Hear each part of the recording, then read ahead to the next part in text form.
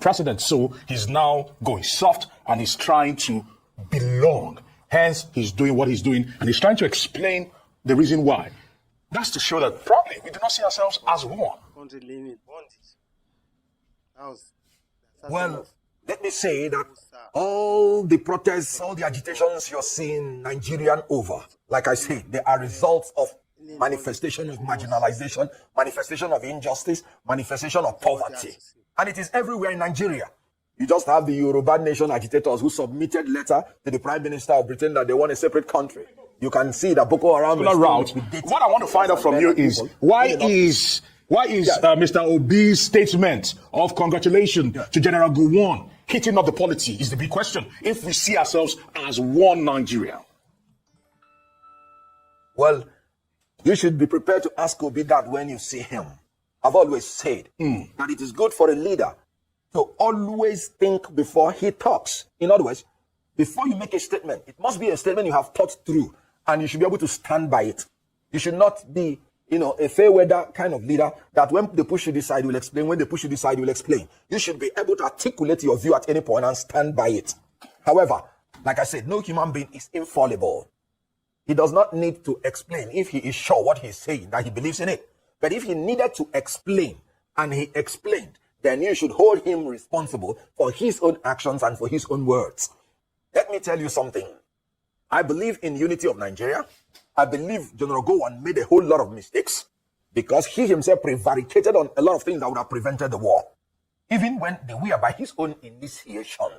And so, when you say Peter Obi made a statement and then he's clarifying, there's nothing wrong in clarification. However, there is a need to always be sensitive and then be sure of the statement you want to make so that you don't begin to want to pander on all sides. I've always said it is good to stand on one side and then whatever consequences it is, then you take it. I don't have anything against anybody saying anything. It's a free word, freedom of expression, but you should be able to stand by your word. I don't think it has anything to do with the unity of Nigeria, because what Nigerians are looking out for now, like I said, is competent leaders of capacity. So if he expressed his opinion and withdrew it or modified it, that is his right to do, and he's entitled to it. Now, Mr. Okonkwo, you said earlier, that the factors dividing Nigeria is not ethnic or religious affiliated, but you said corruption and bad leadership. However, some analysts, believe politicians usually use the divide and rule tactic. They use ethnicity, they use religion, to divide Nigerians in order to win election, like we witnessed in 2023. So how can Nigerians, as a people, how can the electorate rise above this very common gimmick? Very good. Now, let me first of all agree with you that part of the incompetence of these leaders is having no policies to use to convince the people. They resort to such primordial sentiments.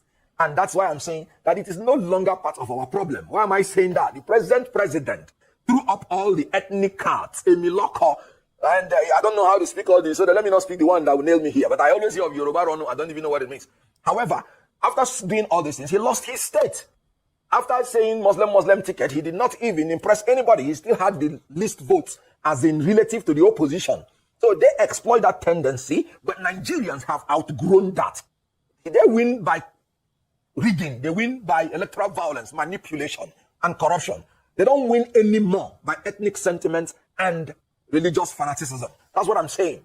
That the problem we have now is that their corruption of not being able to organize free and fair election, abuse of public power for private gain. It is no longer ethnic. I mean, you can't go to the north and tell a northerner now that you're a Muslim and he should vote for you because you're a Muslim. After what he is suffering now under a Muslim ticket, you can't go to anybody in the south, in the southwest, and say vote for me because I'm from southwest. That is where the Abing power came.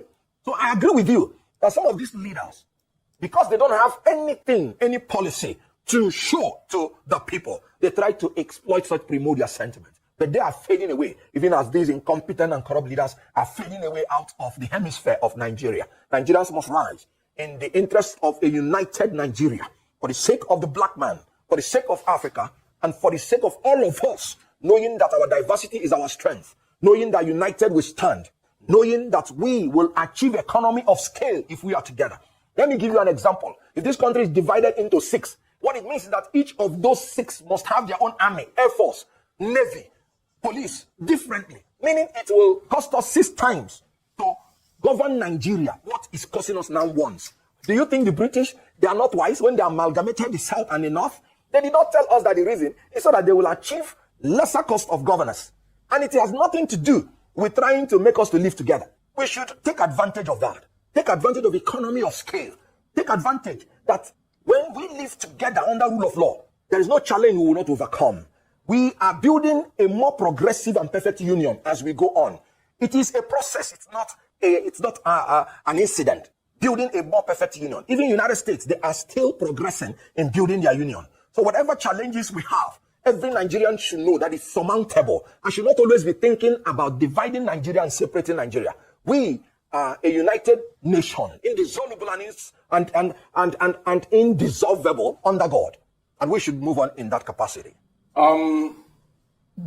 Do some people share the sentiment will be the big question. Because for those who went through the war and those who were told about the war, maybe the Generation X might not be able to relate. But when you talk to every Igbo trader in Nigeria, maybe in Lagos, for example, and you talk to probably upwardly mobile Igbo men in their 50s, their 60s, they do not share the sentiment because hence we have people that are sympathetic to the causes of Nnamdi Kanu, apologies for the likes of Simon Ekpa. They still have a lot of cult following. Talk to us about it, because when you speak like this, you seem to almost ignore the fact that when you look to your left, you look to your right, there are people that still believe that they have been wronged, and that one day, they will still go to utopia. Good. Now, first of all, I am a Nigerian from Igbo extraction, and I'm very proud of that. You just said we are traders. Yes, we are traders and we are travelers. And so always there will have to be a preference between, for a larger space for anybody who by nature and nurture is a traveler and is a trader. And so in our enlightened interest, I know it as a fact that we will prefer a larger space because our nature demands that. Our nurture demands that. In Igbo land, there is a proverb. And again, in Igbo land, there is a proverb that and again, so these are the things that will make an Igbo man to travel out of his comfort zone, no matter how comfortable he is. And having that nature, I am telling you, Dr. Nnamdi Azikiwe preferred a united Nigeria. Ojukwu preferred a united Nigeria. Kenneth Okonkwo preferred a united Nigeria. Because I know, as a matter of fact, that as a trader and as a traveler, by nature, it will be better for us as Ndibo.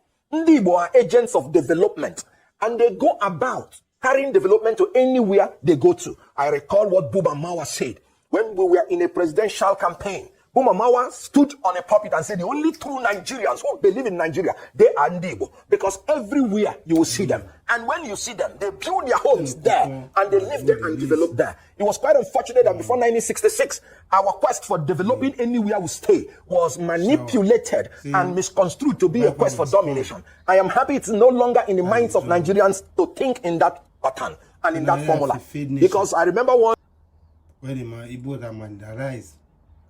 So cerebral form must come. Because Nigeria living in bondage.